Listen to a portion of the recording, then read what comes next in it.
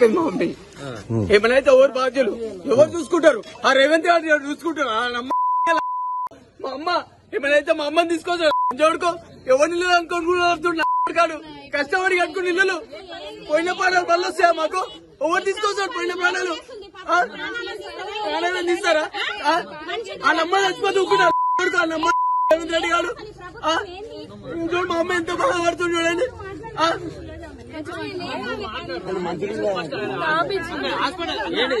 30 రూపాయలు పోటీ చేసి కట్టుకుని ఇల్లు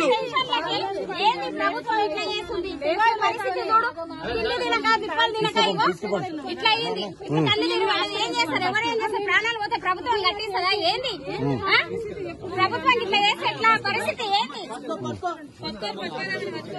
హాస్పిటల్కి ఏదో తీసుకోవాలి ఇప్పుడు ఆమెను. మా టెన్షన్ మాకుంది. ప్రభుత్వం ఇట్లా చేస్తుంది, మరి ఆమె ఎట్లా పరిస్థితి? ఇట్లా చేస్తే ఎట్లా ప్రభుత్వం చెప్పండి? మేము ఎక్కడ పోవాలి? ఏం చేయాలి? రేపే కాల్ చేయమంటే ఎక్కడ పోవాలి? ఇండ్లు కూడా దొరకట్లేదు. మరి ప్రభుత్వం ఎక్కడన్నా ఆధారం చూపించాలి కదా. డబుల్ బెడ్రూమ్ అంటావు. ఎవరికి కావాలి? మా ఇండ్లు మాకే కావాలి. ఏ డబుల్ బెడ్రూమ్లు వద్దు. మా ప్రాణాలు మాకు ఉంచితే చాలు ప్రభుత్వం. మా ఇండ్లు మాకు ఉండాలంటే మా ఇండ్లు మాత్రం తీయొద్దు, కదలనియ్యం. మా ప్రాణాలు పోయినా సరే ఒక్కొక్కరు ఇట్లే అవుతారు. అప్పుడు ప్రభుత్వం వచ్చి ఉండమని ఆయనను ఏలుకోమని. ఇదంతా రాజ్యము. ఇక్కడ వండి వలురుతాడా మరి దొలురుతాడో తెలియదు మాకు ప్రభుత్వానికి. ఇదే నాకు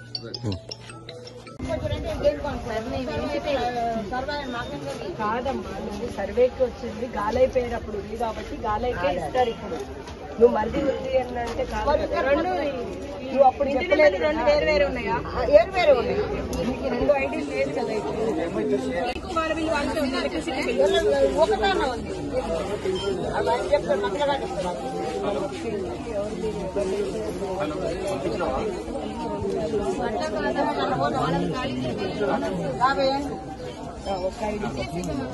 పంపించి స్క్రీన్ షాట్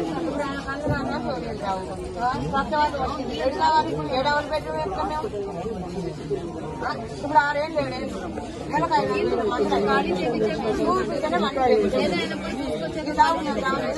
అక్కడ కూడా పెట్టాను. ఉన్నది కూడా కొనుక్కున్నావు కదా.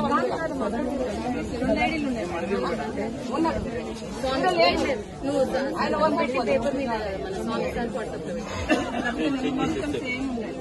ఈ పేరు వైట్ పేపర్ మీద లేదు. టీమ్ హెడ్, టీమ్ నంబర్ 5, ఈమె పేరు, ఈమె ఆధార్ కార్డు ఓకే అన్నట్టు సైన్ పెట్టాలి. 2 BHK ఓకే.